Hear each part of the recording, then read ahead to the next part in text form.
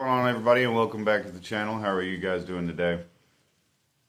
Well, as you can see, um, I've been some of you know, some of you don't.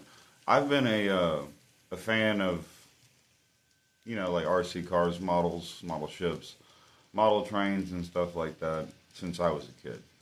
And this is basically going to be an introductory video for a series that I want to put together called Model Mike. I guess. Uh, Talking about different models, mainly train stuff and whatnot. I got a nice light, but I got to do something about lighting up the rest of the room a little bit better than what it is. I have a 3 by 7 foot table. Um, Maybe I can show you a little bit better. Yeah, I got a whole bunch of. I got some stuff here. It's not a whole bunch of different stuff, but I got some different stuff. Mainly, make sure how that looks. Mainly Kato and Bachmann. I have a few Bachmann stuff. It's mainly so old stuff that my grandfather basically passed down to me, and then I have a couple newer Bachmann locomotives as well. A couple of them came in sets. Actually, two of them came in sets. One of them, no, two of them came in sets. Two of them I got separately, like individually. Um, and I just want to, I guess this is going to be about, like model reviews and stuff like that. Because, let's see, I got SD40-2s. I have the Kato AC4400s, both 77 and 111. Everything's in DC, by the way. Old school DC. I'd like to do DCC, but I've only been in this, gotten back into this for about a year or so. So, I want to be talking about different stuff. I want to give you an idea of what. So, there's a lot of people on here making YouTube videos about model railroading, and they've been in it for a long time. They've been doing it for a long while. And it's hard as somebody who's just kind of coming back into this or seeing it and being like, yeah, I kind of want to get into that, but I don't really know what to buy.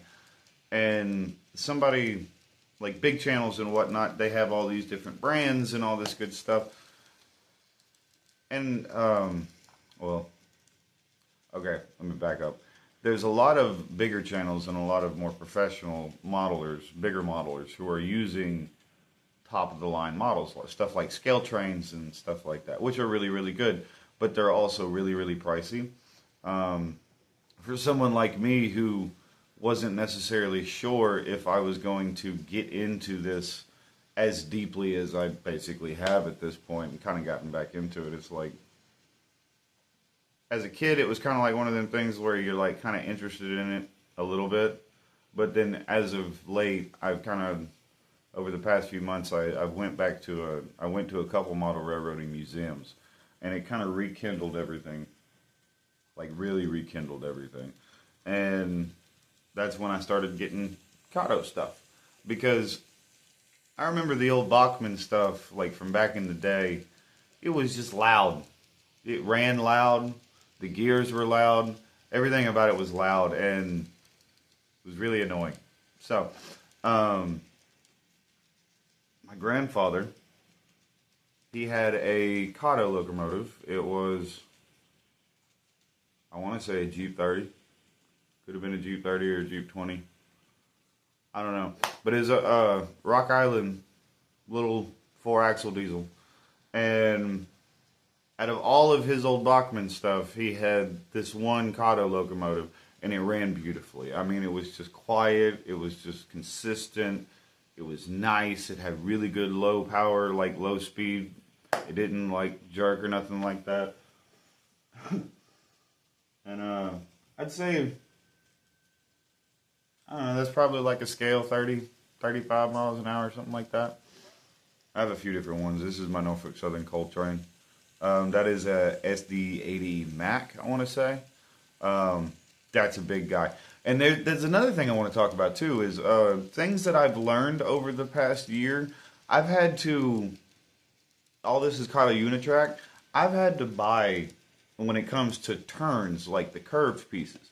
I've had to go from, started out with 45 degree. I had to go from 45 degree down to 30 degree. And I realized that in the future, like whenever I'm able to actually build this bigger, some of the curves are going to be reduced down to 15 degrees. And where is it? There's big reason for that. Is because, oh no, I hit the throttle. Slow down. Slow down. Slow down. Runaway train. Runaway train. Anyway, big reason for that. And this is another reason why I kind of wanted to make this channel, talk about stuff like this, is Union Pacific A44. Great locomotive. It runs great. It runs solid. It is a strong puller. But there's certain things that, yeah, you can run it around a 45 degree curve, but it's not going to like it at all. And even certain 30 degree curves, this thing does not like either. Let's see, I have a pack of it down here that I hadn't opened yet. Got a little dust on it. So the, what is it, 30 degree 348 by 30. Got a little dust on it because I didn't use this pack. I didn't need to.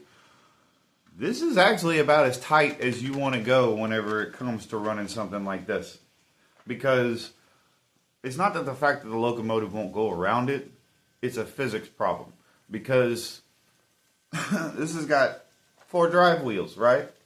So whenever it goes to go around the curve, those 4 drive wheels do not articulate. They are straight. And it binds itself going into the curve. And so, like, I've got the whole Union Pacific 2-car water tender set to go with this. And I also have, because I wanted to get the big boy as well, and I also have the, what is it, that 9-car excursion set. I got the nice one too with lights. Well, I'll break it out, and we're gonna look at that here at some point because it's really nice. But I had to go away from 45 degree curves altogether, and these ones, the 30 degree, it's the size that's a little bit bigger than this. I think it's like 380 something or something like that. That's actually about as small as you want to go whenever you're actually running something like this and you're pulling weight. And whenever you are pulling any sort of weight with something like this, you go through one corner, like one curve, and then you go straight for a little bit before you try to make another curve. Because if you don't, it's going to take everything off the track. Certain things that certain people are not telling you about this. Kato didn't even tell you about this. And it's something that needs to be said. Not that it's a bad product. Not that I'm trying to throw shit. My whole layout, everything I have basically is Kato. Except for a few things. I really stand by their product.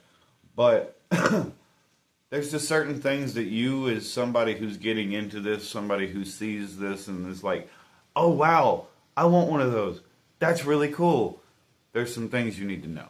There's some things you need to know, and there's some things you need to take into account that no one tells you, because no one. I looked at, I don't know, almost half a dozen or a dozen or so videos on this locomotive right here and Kato's Big Boy, and I found out some stuff that no one really told me. No one really said in the videos.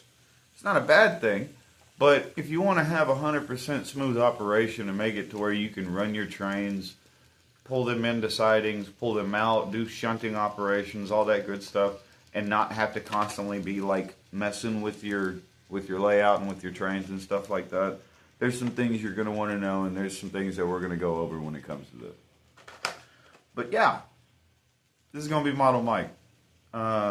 This is the first one. This is basically just an introduction and a little bit of a, you see, Norfolk Southern is running in the background. I'm trying to decide which model I want to do first. I'm probably, everybody has seen, knows, and loves the Gevo, but I'm probably going to end up talking about Kato's Gevo, the ES44s, at least at the beginning, simply because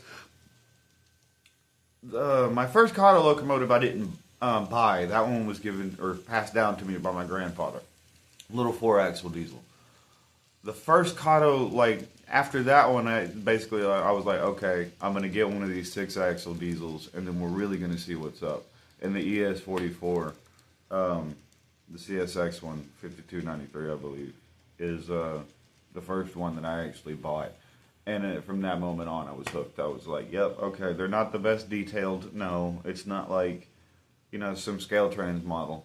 But every single one, and I tell you, I have 1, 2, 3, 4, 5, 6, 7, 8, 9, 10, 11. I have like 12, 13 Kato locomotives. Most of them being 6-axle diesels. And all of them ran beautifully and flawlessly out of the box. There's only one that I had a little bit of a bugaboo with, and I still have a little bit of a bugaboo with, but it's not really major. It's not it runs great, all that. We'll talk about that. Anyway, yeah. So thank you for stopping by. Thank you for all the support that you guys have given me in the past with my other projects and whatnot. This is going to be like a whole other series that's, also tied to the channel. It's my channel. And even though I'll put whatever I want to on it. It doesn't matter. It doesn't have to have one major focus. We can have multiple series and different stuff. I do what I want. Okay. Well, I hope y'all have a great day. Great morning, great afternoon, wherever it is that you're at. We'll let old guy go by one more time. Try to get you guys in here. This is the Norfolk Southern SD80, 7218. Most of my models, by the way, are going to be relatively new stuff that you can purchase, like, basically now.